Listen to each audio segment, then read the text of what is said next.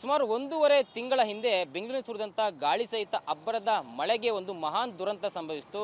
ನಗರದ ಶಿವಾಜಿನಗರದ ಬೋರಿಂಗ್ ಅಥವಾ Atal Bihari Vajpayee medical college ಬಳಿಯಲ್ಲಿ ಬೃಹತ್ ಗೋಡೆಯೊಂದು ಬಿದ್ದು ಬರೋಬ್ಬರಿ 7 ಮಂದಿ ಮೃತಪಟ್ಟಿದ್ರು. ಬೆಂಗಳೂರಿನಲ್ಲಿ ಇದೇ ರೀತಿಯ ಅಪಾಯಕಾರಿ ಸ್ಥಳಗಳಿದ್ದಾವೆ. ಅಟ್ಲೀಸ್ಟ್ ಈ ಒಂದು ಘಟನೆ ಏನಾಯಿತು, 7 ಜನ ಮೃತಪಟ್ಟು ಆ ಒಂದು ಸಮೀಪದಲ್ಲಾದರೂ ಒಂದು ವಾತಾವರಣ ಸರಿ ಹೋಯ್ತಾ? ಇಲ್ಲ. ಯಾಕಂದ್ರೆ ನನಗೆ ತೋರಿಸ್ತಾ ಹೋಗ್ತೀನಿ.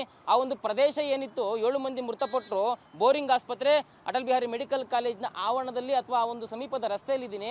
ಈ ಒಂದು ಜಾಗದಿಂದ ಕೇವಲ 100ರಿಂದ 150 ಮೀಟರ್ ಮುಂದಕ್ಕೆ ಹೋದ್ರೆ ಆ ಒಂದು ಘಟನೆ ಏನಾಯ್ತು, 7 ಜನ ಮೃತಪಟ್ಟರು, ಆ ಒಂದು ಸ್ಥಳ ಸಿಗುತ್ತೆ. ಈ ಒಂದು ಸ್ಥಳದಿಂದ ಸಮೀಪದಲ್ಲೇ ಕೂಗಳತೆ ದೂರದಲ್ಲೇ ಯಾವ ರೀತಿಯಾಗಿ ಇನ್ನೂ ಅಪಾಯಕಾರಿ ಪ್ರದೇಶ ಇದೆ, ಗೋಡೆಗಳು ಯಾವ ರೀತಿಯಾಗಿ ಅಪಾಯಕ್ಕೆ ಆಹ್ವಾನ ನೀಡ್ತಾ ಇದೆ ಅನ್ನೋದನ್ನ ಗಮನಿಸ್ತಾ ಇದ್ದೀರಾ. ಇದು ಈ ಒಂದು ಬೋರಿಂಗ್ ಆಸ್ಪತ್ರೆ ಏನಿದೆ, ಆ ಒಂದು ಆಸ್ಪತ್ರೆಯ ಕಟ್ಟಡ ನೋಡಿ, ಕಟ್ಟಡದ ಕಾಂಪೌಂಡ್ ಯಾವ ರೀತಿಯಾಗಿ ಬೃಹತ್ ಮಟ್ಟದಲ್ಲಿ ಬಿರುಕು ಬಿಟ್ಟಿದೆ. ಇದು ಬೀಳೋ ಅಂತ ಕೂಡ ತಲುಪ್ತಾ ಇದೆ. ಯಾಕಂದ್ರೆ ಈ ಒಂದು ಪ್ರದೇಶ ಏನಿದೆ, ಇನ್ನೂ ಕೂಡ ಜನಸಾಮಾನ್ಯರು ಪಾದಾಚಾರಿ ಓಟವನ್ನ ಮಾಡ್ತಾ ಇದ್ದಾರೆ.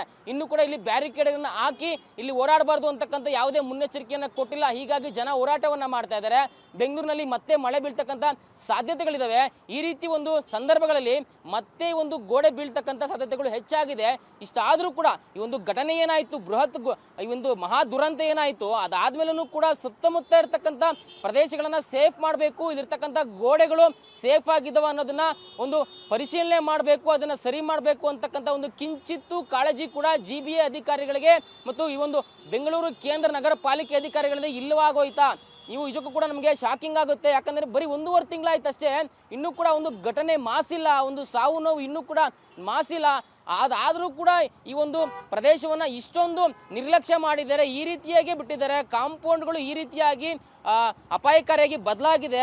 ಇನ್ಯಾವಾಗ ಇದನ್ನ ಸರಿ ಮಾಡೋದು? ಮತ್ತೊಂದು ದುರಂತ ಆಗ್ಬೇಕಾ? ಮತ್ತೆ ಯಾರಾದ್ರೂ ಅಮಾಯಕರು ಪ್ರಾಣ ಬಿಡಬೇಕಾ?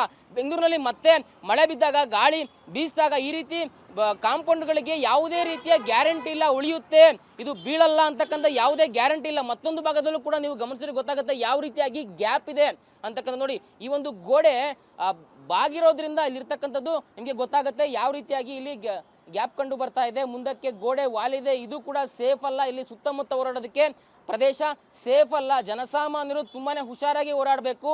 ಅವರ ಜೀವಕ್ಕೆ ಗ್ಯಾರಂಟಿ ಇಲ್ಲ. ಬೆಂಗಳೂರಿನಲ್ಲಿ ಪಾದಾಚಾರಿಗಳ ಜೀವಕ್ಕೆ ಗ್ಯಾರಂಟಿ ಇಲ್ಲ. ಬೋರಿಂಗ್ ಆಸ್ಪತ್ರೆ ಕಾಂಪೌಂಡು ಬೀಳೋ ಹಂತ ತಲುಪಿದೆ. ಮತ್ತೊಂದು ದುರಂತ ಇದೇ ಒಂದು ಜಾಗದಲ್ಲಿ ಆಗ್ತಕ್ಕಂಥ ಸಾಧ್ಯತೆಗಳು ಹೆಚ್ಚಾಗಿದೆ. ಇನ್ನಾದ್ರೂ ಕೂಡ GBA ಅಟ್ಲೀಸ್ಟ್ ಬೆಂಗಳೂರಿನಲ್ಲಿ ಬೇರೆ ಎಲ್ಲೆಲ್ಲೋ ಬೇಡ, ಏನು ಈ ಒಂದು ಘಟನೆ ಆಯಿತು, 7 ಮಂದಿ ಮೃತಪಟ್ಟರು, ಅಟ್ಲೀಸ್ಟ್ ಆ ಒಂದು ಪ್ರದೇಶವನ್ನಾದರೂ, ಸುತ್ತಮುತ್ತ ಇರತಕ್ಕಂಥ ಪ್ರದೇಶವನ್ನಾದರೂ ಸೇಫ್ ಮಾಡಲಿ. ಈ ಮೂಲಕ ಪಾದಾಚಾರಿಗಳ ಜೀವಕ್ಕೆ ಗ್ಯಾರಂಟಿ ಕೊಡಲಿ ಅನ್ನೋದು ಸಾರ್ವಜನಿಕರ ಆಗ್ರಹವಾಗಿದೆ. ಕ್ಯಾಮರಾ ಪರ್ಸನ್ ಸಂದೇಶ್ ಜೊತೆ ಲಕ್ಷ್ಮೀ ನರಸಿಂಹ, TV9 ಬೆಂಗಳೂರು.